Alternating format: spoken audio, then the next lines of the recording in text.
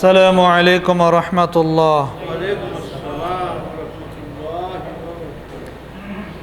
ইন্নাল হামদালিল্লাহ ওয়াসসালাতু আলা রাসূলিল্লাহ আম্মা বা'দু ফাআউযু বিল্লাহি মিনাশ শাইতানির রাজীম।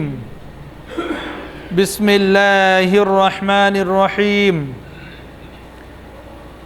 وقالوا لا تذرن آلهتكم ولا تذرن ودا ولا سواعا ويغوث ويعوق ونسرا آمنت بالله. عن ابن عباس رضي الله تعالى عنه قال قال رسول الله صلى الله عليه وسلم من صور سورة عذب حتى ينفخ فيها الروح وليس بنافخ فيها أو كما قال عليه السلام رواه النسائي. সমস্ত প্রশংসা আল্লাহ সুবহানাহু ওয়া তাআলার জন্যে, যার অশেষ মেহেরবানিতে আমরা তাঁর হুকুম পালনের জন্যে পবিত্র মসজিদে উপস্থিত হতে পেরেছি। যে আল্লাহ আমাদের এই সুযোগ দান করেছেন, তাঁর শুকরিয়া স্বরূপ সকলে বলুন আলহামদুলিল্লাহ। শান্তি বর্ষিত হোক বিশ্ব মানবতার মহান শিক্ষক বিশ্বনবী মুহাম্মদুর রাসূলুল্লাহ সাল্লাল্লাহু আলাইহি ওয়াসাল্লামের উপর। আল্লাহুম্মা সাল্লি আলাইহি আল্লাহুম্মা বারিক আলাইহি। সম্মানিত মুসল্লিবৃন্দ, আল্লাহ সুবহানাহু ওয়া তাআলার পবিত্র কালাম আল কোরআনুল মাজিদের একটি আয়াতে কারিমা তেলাওয়াত করেছি। তৎসঙ্গে রাসূল আকরাম সাল্লাল্লাহু আলাইহি ওয়াসাল্লামের মুখনিসৃত বাণী থেকে সুনানে নাসাইর একটি সহিহ হাদিস পাঠ করেছি।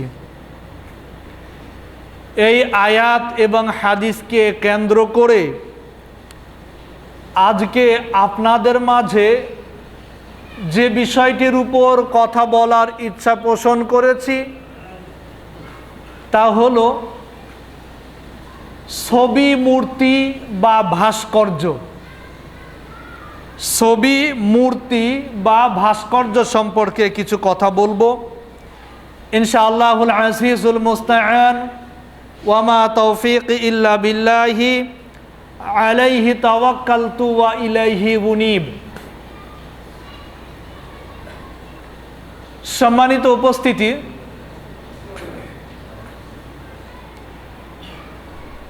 আলোচনার শুরুতেই যে আয়াতটি তেলাওয়াত করেছি এটি মহাগ্রন্থ আল কোরআনুল মাজিদের ৭১ নম্বর সূরা, সূরাতুন নূহ ২৩ নম্বর আয়াত।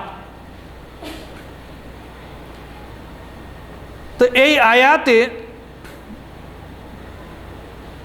একটি বিষয় আল্লাহ সুবহানাহু ওয়া তাআলা তুলে ধরেছেন,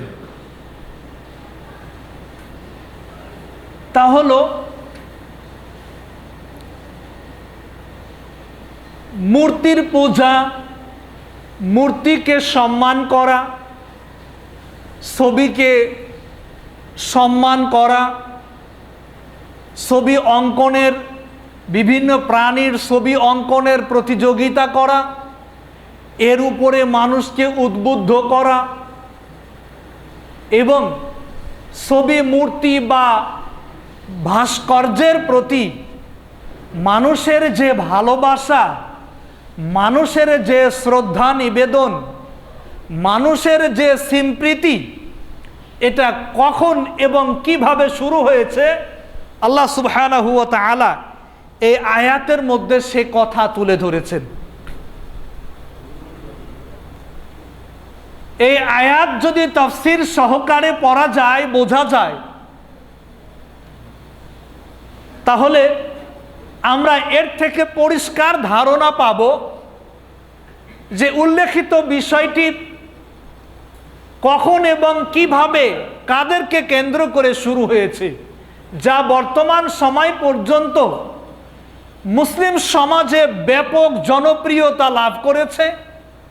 মূর্তি তৈরি করা, ছবি অঙ্কন করা, মুরাল স্থাপন করা, ভাস্কর্য তৈরি করা মুসলিম সমাজে ব্যাপক জনপ্রিয়তা লাভ করেছে।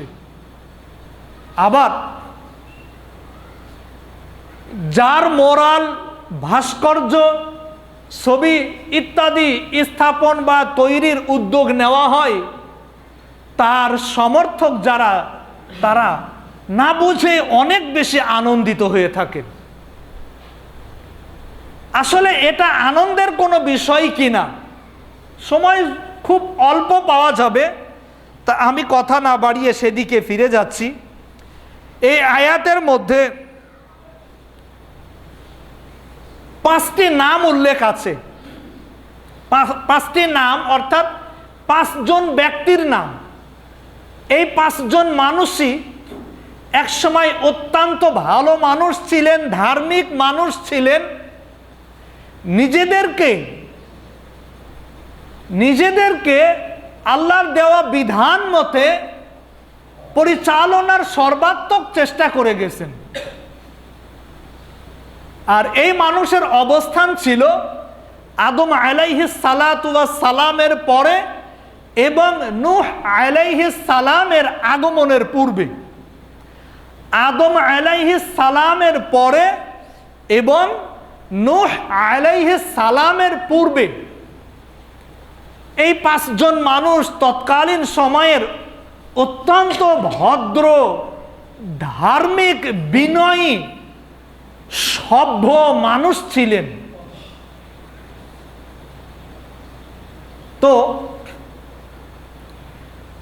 তাদের মৃত্যুর পরে শয়তান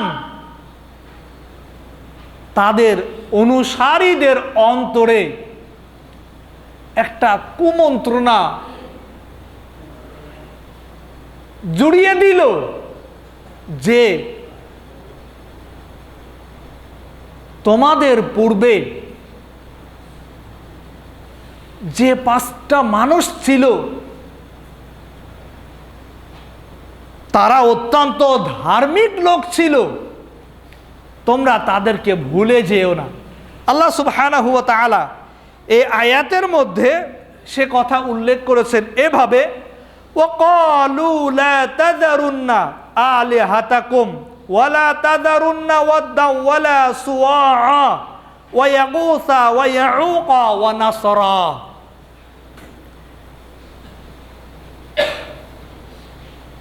শয়তানের পরামর্শ ছিল যে লা তাযারুন্না আলিহাতাকুম, তোমরা তোমাদের প্রভুদের ভুলে যেও না, তোমাদের ইলাহ তাদেরকে তোমরা ভুলে যেও না। ওয়ালা তাযারুন্না ওয়াদ্দা ওয়ালা সুআ ওয়া ইয়াগুসা ওয়া ইয়াউকা ওয়া নাসরা, এবং ভুলে যেও না দুআ, সুআ, ইয়াগুস, ইয়াউক এবং নাসর, এই 5 জন মানুষকেও তোমরা ভুলে যেও না। এই কুমন্ত্রণা দেওয়ার পরেই তাদের মনে যে বিশ্বাস তৈরি করে দিল, তাদের মনে যে কুমন্ত্রণার জন্ম দিয়ে দিল, তা হলো যে তাদেরকে যদি তোমরা ভালোবাসতে চাও তাহলে তাদের প্রতিকৃতি তোমাদের সামনে রাখা দরকার। তাদের প্রতিকৃতি তোমাদের সামনে রাখা দরকার। এই আয়াতের তাফসীর সহিহুল বুখারী কিতাবুত তাফসীরে আপনার সূরা নূহের 23 নম্বর আয়াতের তাফসীর যদি আপনাদের সম্ভব হয় একটু দেখে নেওয়ার চেষ্টা করবেন, আরো ভালো জানতে পারবেন। আপনারা প্রত্যেকেই লেখাপড়া জানা মানুষ, শিক্ষিত মানুষ, আপনারাও একটু পড়ে দেখার চেষ্টা করবেন যে যা বলছি আসলে এটা সঠিক না বেঠিক, একটু নিজেরাও জেনে নেওয়ার চেষ্টা করবেন। তো ইবনে আব্বাস রাদিয়াল্লাহু তাআলা আনহু কর্তৃক বর্ণিত হাদিস এই আয়াতের তাফসীর করেছে। পরবর্তীতে শয়তানের কুমন্ত্রণায় এই পাঁচটা মানুষের প্রতিকৃতি তৈরি করে, ভাস্কর্য তৈরি করে, মূর্তি তৈরি করে পাঁচটা গোত্রের মানুষ, সম্প্রদায়ের মানুষ সামনে রেখে তাদের উপাসনা শুরু করে। আর এখান থেকেই পৃথিবীর ইতিহাসে সর্বপ্রথম মূর্তি, প্রতিকৃতি, ভাস্কর্য যাই বলি না কেন, এর তৈরি এবং উপাসনা সর্বপ্রথম শুরু হয়। সম্মানিত মুসল্লিবৃন্দ,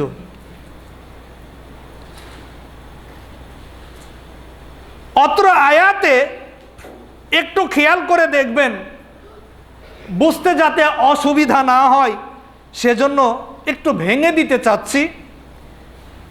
আয়াতে বলা হয়েছে ওয়াকালু লা তাযারুন্না আলিহাতাকুম, তোমরা তোমাদের প্রভুদের ভুলে যেও না।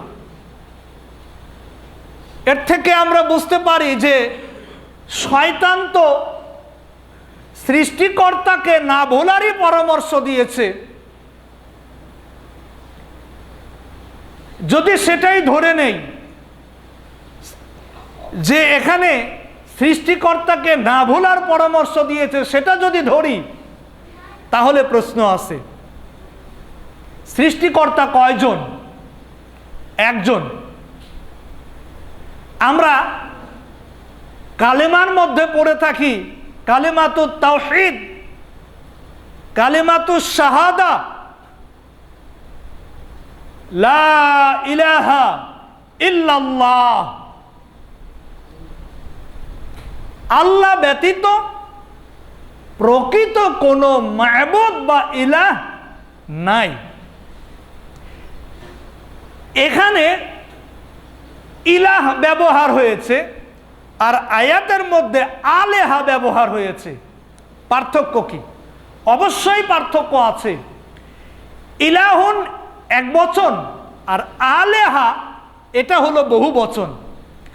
ইলাহ বলতে একমাত্র সৃষ্টিকর্তা আল্লাহ সুবহানাহু ওয়া তাআলাকে বোঝানো হয়, আর এই আয়াতে আলেহাতাকুম বলতে উল্লেখিত যে পাঁচটা ভালো মানুষ, সেই ভালো মানুষের প্রতিকৃতি, ভাস্কর্য, মোরাল, মূর্তি ইত্যাদিকে বোঝানো হয়েছে। সুতরাং শয়তান মোটেই এখানে ভালো পরামর্শ দেয় নাই। শয়তানের পরামর্শ ছিল গোমরাহ করার জন্য, পথভ্রষ্ট করার জন্যই এই পরামর্শ ছিল। লা তাযারুন্না আলিহাতাকুম ওয়ালা তাযারুন্না ওয়াদ্দা ওয়ালা সুআআ ওয়া ইয়াগুসা ওয়া ইয়াউকা ওয়া নাসরা।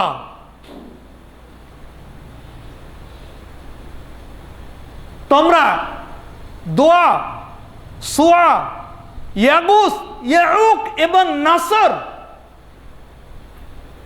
তাদেরকে ভুলে যেও না। তারা ভালো মানুষ ছিল, তাদেরকে স্মরণ করো, তাদের পূজা করো। আর সেই কারণেই তাদের মূর্তি, তাদের মোরাল, তাদের ভাস্কর্য ইত্যাদি আরো যত নাম আছে, আধুনিক নাম সংযোজন হচ্ছে ডিকশনারিতে, যত নাম আসবে প্রকারান্তরে একই বিষয়, যে সেগুলোকে তৈরি করে তোমরা সামনে রাখো এবং তাদের প্রতি শ্রদ্ধা নিবেদন করো। যা বর্তমানেও ব্যাপক আকার ধারণ করেছে এই বিষয়টা। সম্মানিত মুসল্লিবৃন্দ, একটু খেয়াল করে দেখেন যে হাদিসটি উল্লেখ করেছি সুনানে নাসাইতে বর্ণিত হাদিস। যদি এর বাংলা অনুবাদ উল্লেখ করতে চাই তাহলে বাংলাদেশ ইসলামী ফাউন্ডেশন কর্তৃক অনুবাদকৃত সুনানে নাসাইর হাদিস নাম্বার 5357, 5357। এই হাদিসটি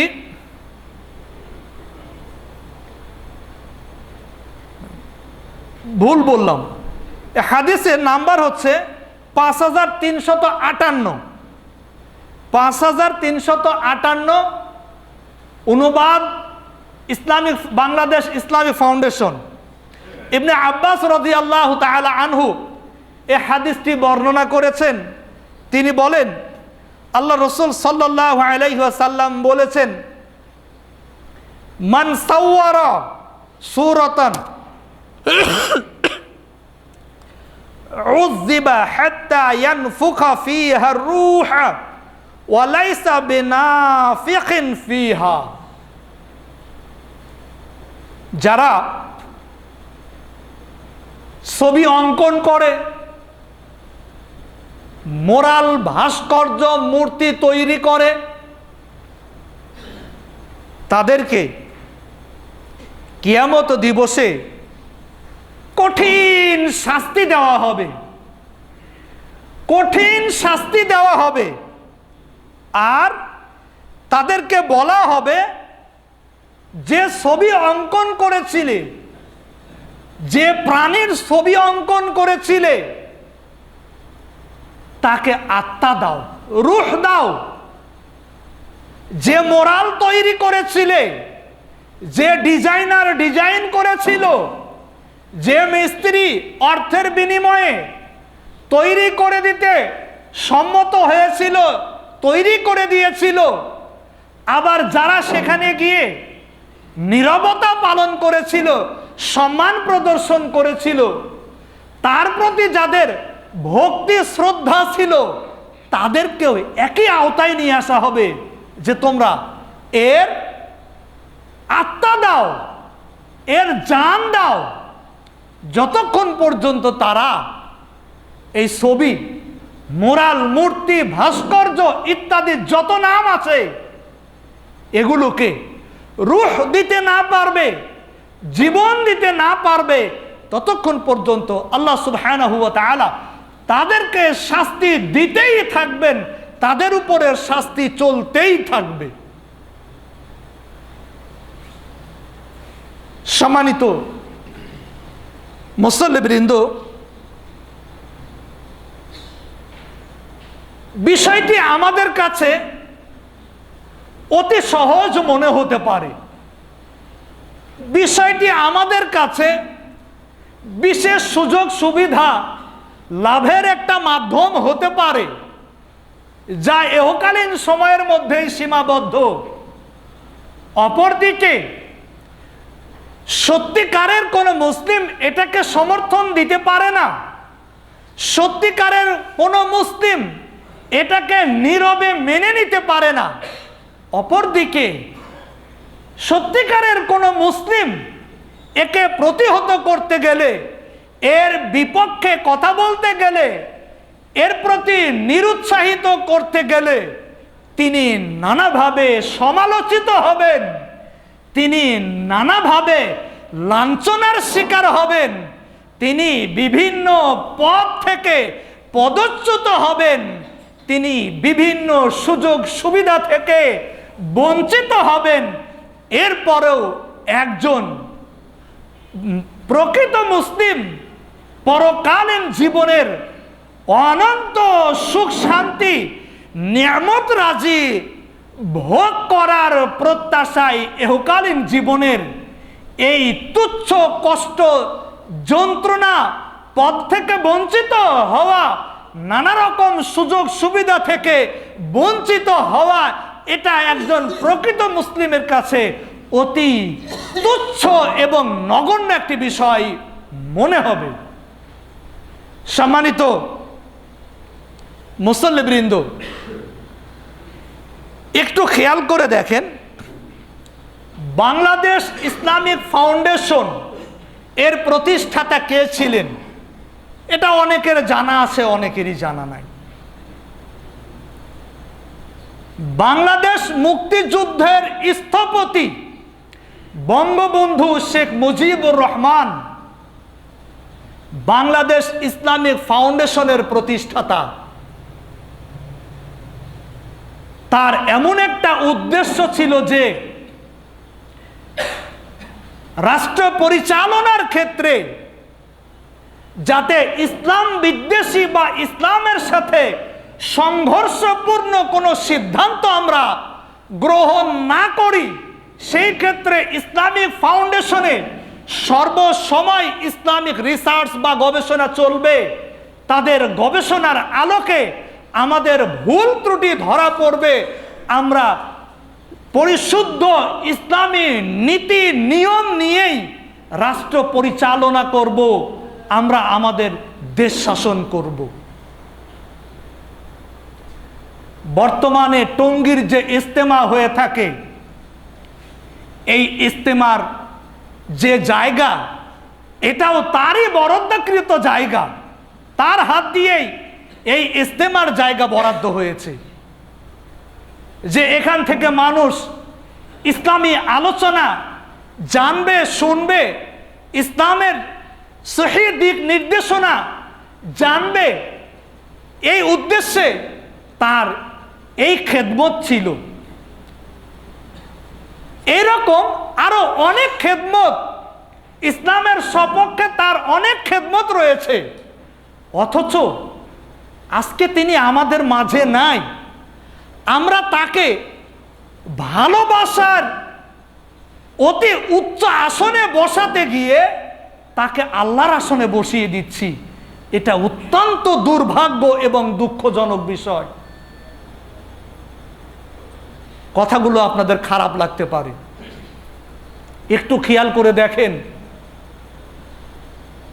তাকে ভালোবাসার নামে যত সভা সমিতি, যত সেমিনার হয়ে থাকে, এই সেমিনারে যে বক্তাগুলো কথা বলে থাকেন শুধুই মুখরোচক কথা, অথচ এই মানুষগুলো তার পরকালীন জীবনের মুক্তির জন্য একজন মানুষও তার জন্য দোয়া করে বলে আমার জানা নাই। কিন্তু মানুষের সামনে আসলে, মানুষের সামনে স্পেস পেলে সেখানে সুনাম, প্রশংসার ফুলঝুরি খুলে বসা হয়। এটা কেমন আচরণ? তিনি একজন মুসলিম ছিলেন, আমরা অবশ্যই তার পরকালীন জীবনের মুক্তির জন্য দোয়া করি, দোয়া করব, এটা করা উচিত। তিনি একজন মুসলিম, কিন্তু তার নাম দিয়ে, তার সুনাম করতে গিয়ে, তার প্রশংসা করতে গিয়ে বর্তমানে আমরা যা করছি, এটা করার মাধ্যমে তার পরকালীন জীবনকে মারাত্মকভাবে ক্ষতিগ্রস্ত করা হচ্ছে। কিসের ভালোবাসা? আপনি কিসের বঙ্গবন্ধুর আদর্শের সৈনিক? আপনি কিসের বঙ্গবন্ধুর আদর্শের নেতা?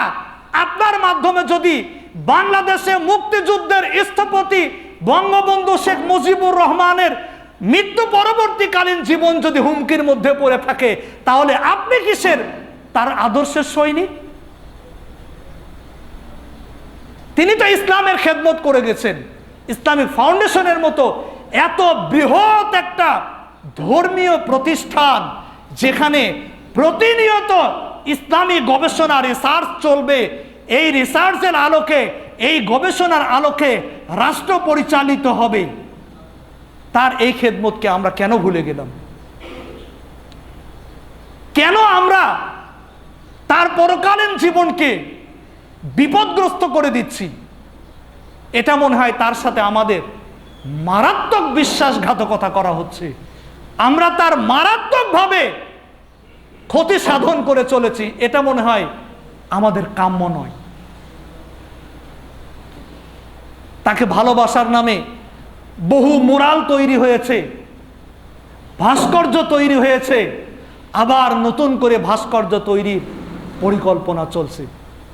আল্লাহ সুবহানাহু ওয়া তাআলা মানুষ দেখানো ভালোবাসা, এর থেকে আমাদের হেফাজত করুন।